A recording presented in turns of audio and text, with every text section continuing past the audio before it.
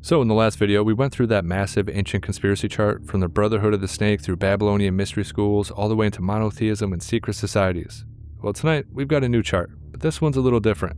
While the first one was mostly about ancient origins and the original blueprint, this one feels more like a map of who really runs the world. It tries to show how those old threads continued into the 19th, 20th, and 21st centuries. We have banking families, intel agencies, wars, assassinations, Hollywood, tech, and global events. It's got it all. Although, it is a lot more chaotic than the last one, but I'm going to try to break it down anyway, section by section. Real quick, same deal as last time. If you want to add something that I missed or correct a mistake, just leave it in a comment. And of course, don't take me talking about something as proof of me believing it. We're going wherever the rabbit hole takes us. That's it. Now this time I'm going to start in the upper middle section because it kind of feels like a bridge between the ancient chart and the modern one. This area has the Vatican, something called the Swiss Pharaohs, and the Jesuits. Conspiracy lore has a lot to say about the Jesuits, and they're often portrayed as the intel agency of the Vatican. They are said to be highly educated, extremely secretive, and involved in anything that gives them global influence, from politics to education. Some people claim the Jesuits were the ones who really ran things behind the scenes during the Counter-Reformation, and that their influence never really went away. It just went underground and continued to evolve. From here we have the Swiss Pharaohs. Now this one was tough. Maybe you guys can help me out in the comments. Here's my interpretation.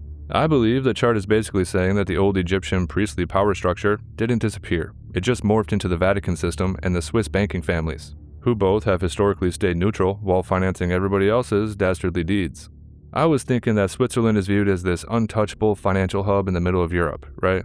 And it kind of gets treated like the modern version of an ancient temple bank, basically. So let me know what you think about that one though, because I'm not so sure. From here, the lines start connecting heavily into the financial world, the financial heart, which is the Rothschilds, something called Pindar, and the pyramid structure. Right in the center, you've got this massive web focused on the quote-unquote hidden hand. Speaking of which, if you go through some historical photos, you're going to see a lot of powerful people striking that pose, the hidden hand. Anyway, this involves the Rothschilds, the Rockefellers, the Federal Reserve, and central banking. It's basically the real power structure of the world. Now, the Rothschilds get a huge amount of focus here. In conspiracy lore, they're not just a wealthy banking family, they're presented as the modern high priests of finance. Starting in the late 1700s with Mayor Amschel Rothschild in Frankfurt, the family spread across Europe, setting up banks in London, Paris, Vienna, and Naples. The story goes that they perfected the art of lending to both sides of wars, creating massive national debts and gaining leverage over kings and governments. And by the 19th century, they were financing railroads, wars, and entire nations. Now, I don't think many people will disagree with any of that. It's their business model, and pretty well documented if you ask me.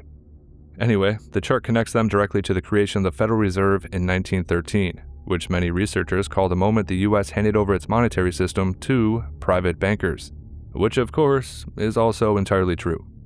And so from there, it draws lines to both world wars, the Great Depression, and basically every major financial crisis ever since. The idea being that debt is the ultimate control mechanism. Again, obviously true. However, sitting above even the Rothschilds and the Rockefellers on this chart is something called Pindar, and it's at the very top of the pyramid in the middle. So, let me break down what I found out. We have two entities, the Council of 13 and the Committee of 300, alright? Apparently, Pindar represents the Council of 13, which is supposedly the 13 most powerful bloodlines or families, and they sit at the absolute peak of the pyramid.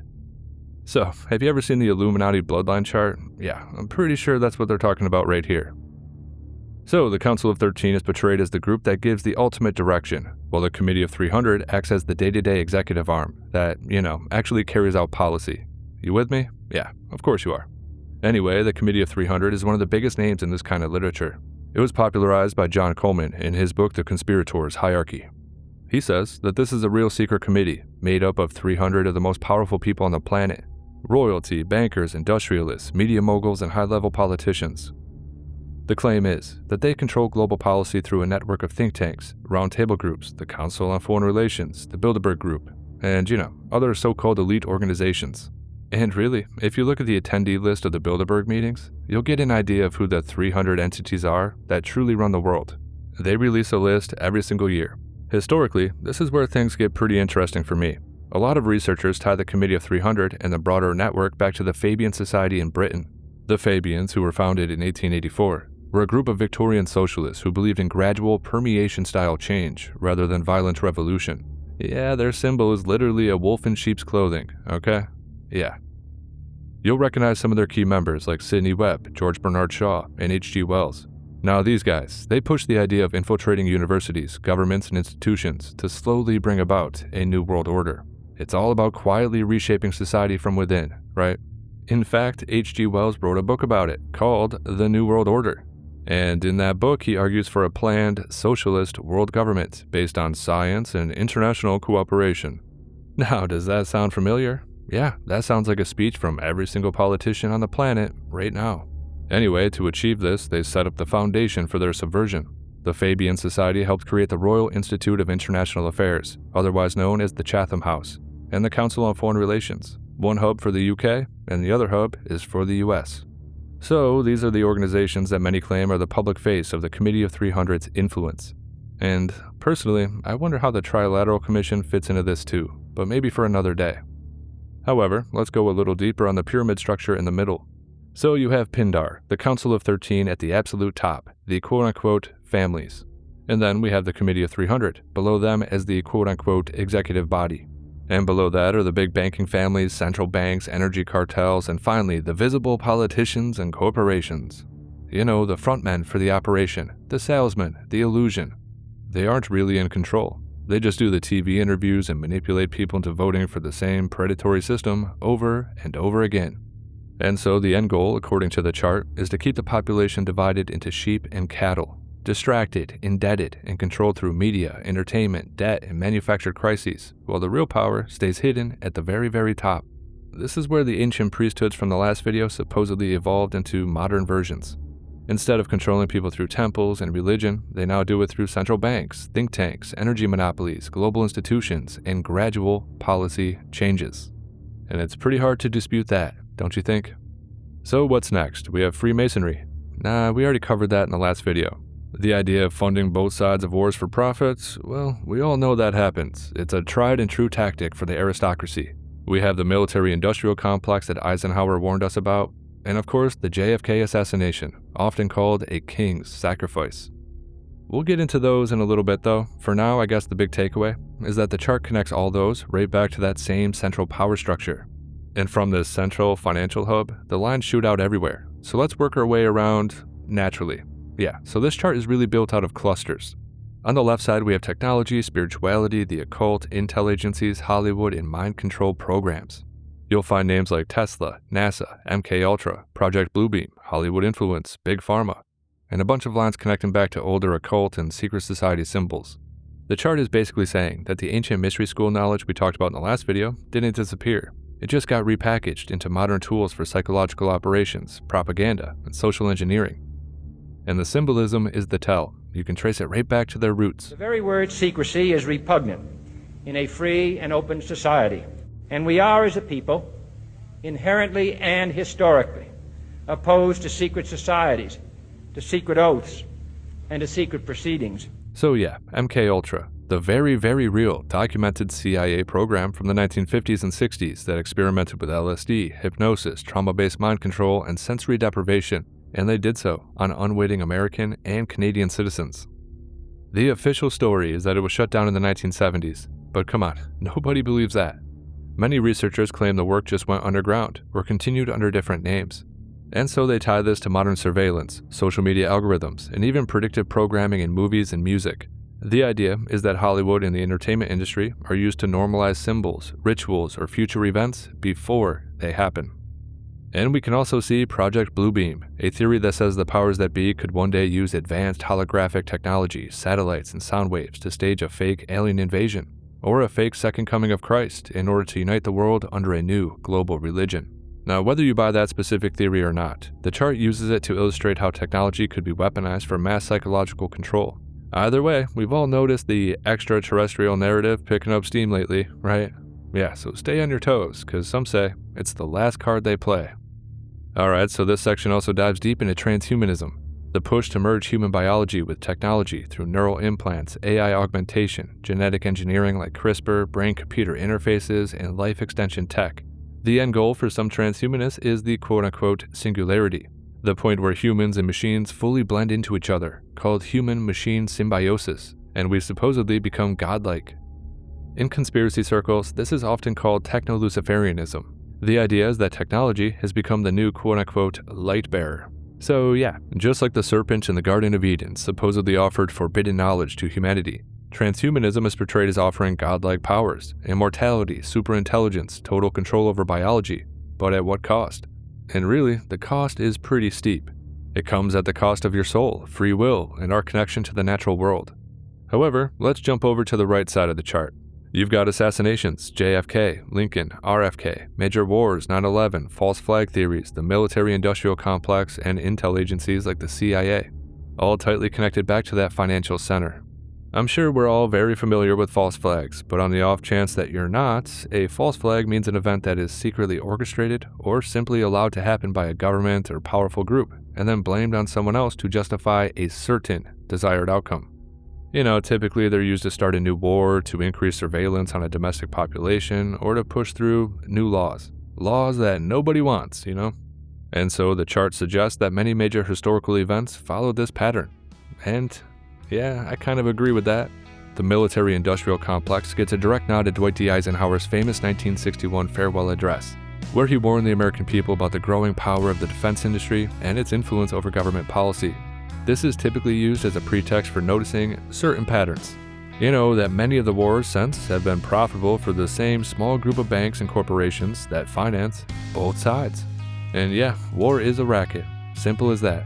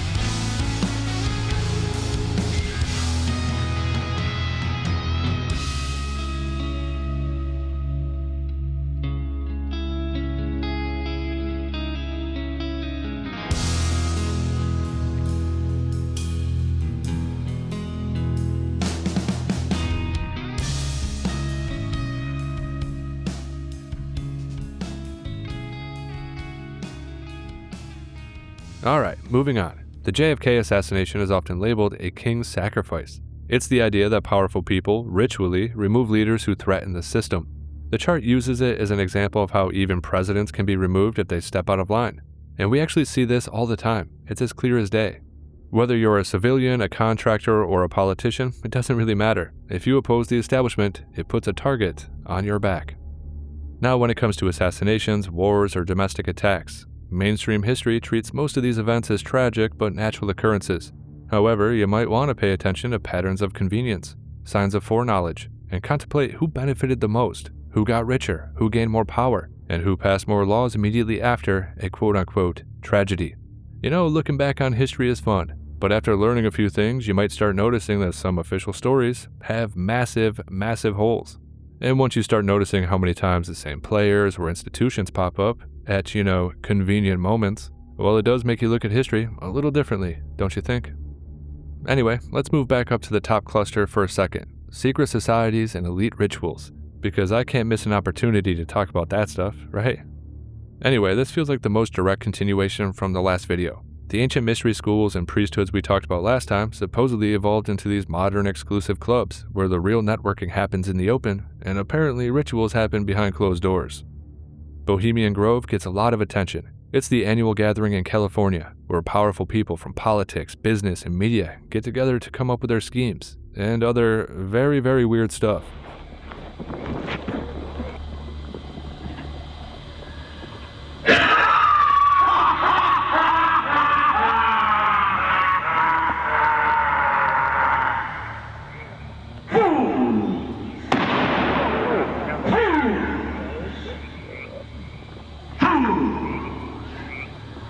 When will ye learn that me ye cannot slay? Year after year ye burn me in this grove, lifting your puny shouts of triumph to the stars. Yeah, there is no good explanation for any of this. It's crazy.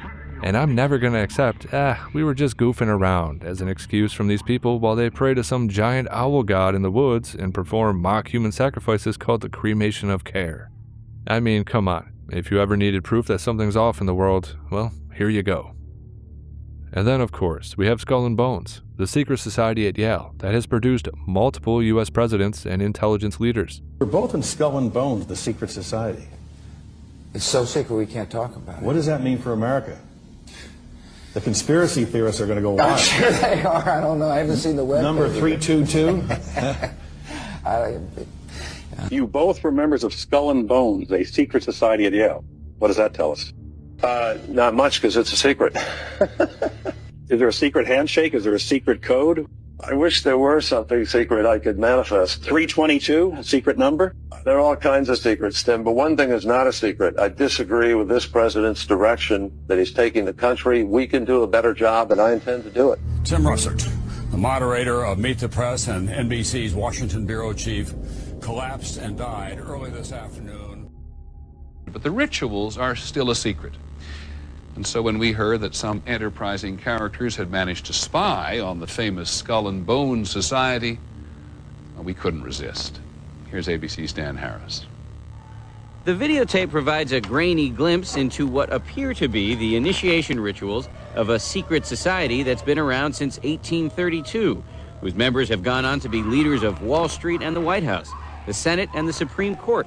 They're sort of trying to scare the initiates, make them, disorient them, frighten them. New York Observer investigative reporter Ron Rosenbaum accompanied a team of Yale students who shot these pictures 9 days ago.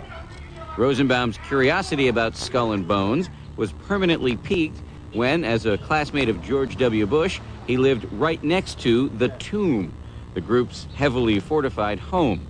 From their perch, Rosenbaum and his cohorts taped the Tomb's courtyard. What they captured, they say, was initiates, known as neophytes, being forced to kiss a skull,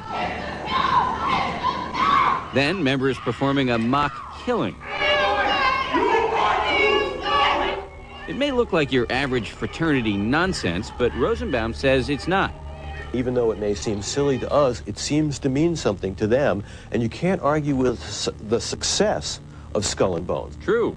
Famous alums include senators, John Kerry and John Chafee, to name two, cabinet secretaries, such as Averell Harriman, and 3 presidents, William Taft, George Bush, and George W. Bush, who's been reluctant to talk about Skull and Bones. Does it still exist? So yeah, all this says is that the ancient rituals never went away. They just traded temples for private groves and exclusive clubs. And so there you have it. That's the top section for you. But now let's go to the bottom cluster. Down at the bottom, it gets into more recent stuff: depopulation theories, surveillance states, major crises, pandemics, economic crashes, and media control. This section ties everything together as part of one long-term agenda, keeping the population distracted, divided, and controlled, while the same power structure stays on top. You're going to see references to things like planned pandemics, economic resets, surveillance through big tech, and theories about reducing the global population to a more quote-unquote manageable level. Now, this sounds crazy to some people, but if you look into it, it's the core of all global policy. You just have to take a look at the Club of Rome and their research paper, The Limits to Growth. That right there is the blueprint for pretty much everything. Since at least the early 1970s, this has dictated all global policy. It's all based on a simple formula: population growth versus resource scarcity. And guess what? No matter what happens, they always come to the conclusion that we need less people. They openly talk about it. The planet can support something like 1 billion people, maybe 2 billion, depending on how much liberty and how much material consumption you want to have.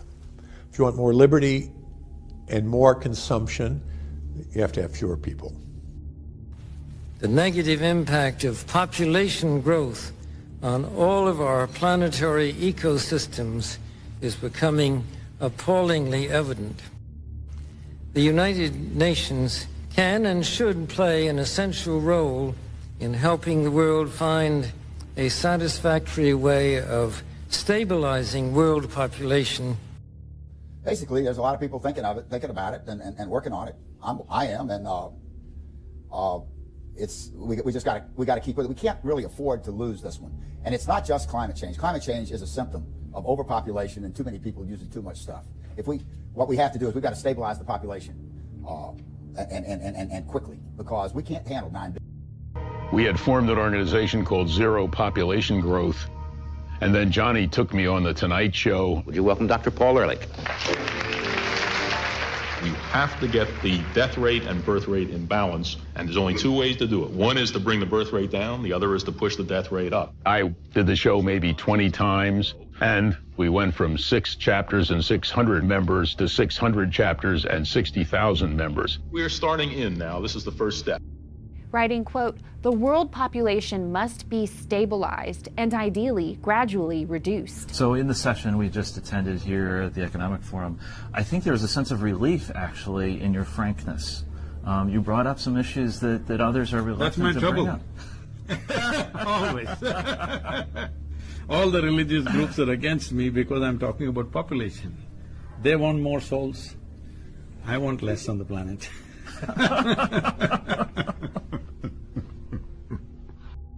But I've made a ton of videos about that topic because it's the core of the World Economic Forum vision and Agenda 2030, and you can find those videos on my channel if you're interested. So let's just wrap things up, and this is really just to the skeptics. Look, I'm not saying that you have to buy every wild theory on these charts. Some of this stuff is real speculative, and I don't believe all of it either. But here's the thing, there's an old tactic that supposedly gets used all the time. You flood the conversation with the most insane, over-the-top stuff so people instinctively dismiss the entire topic and just move on. They don't want you getting too close to the target, that's for sure. However, I will say, even if you strip away all the contentious parts, and while you're at it, take away everything that you personally deem to be crazy as well. Even if you do that, I believe a clear pattern still remains. And once you see it, it's hard to unsee. Some people don't want to see it, others outright refuse to acknowledge it, but at its core, it really can't be debated. Real power is concentrated in the hands of a very small group of people at the top, and they have access to all the major levers of society. And I'm pretty sure I can simplify everything. Power in the old world ran through temples, religion, and ritual. Power in today's world runs through central banks, intel agencies, think tanks, energy monopolies, global institutions, algorithms, and gradual policy changes. It's the same exact game, just with new tech and different labels.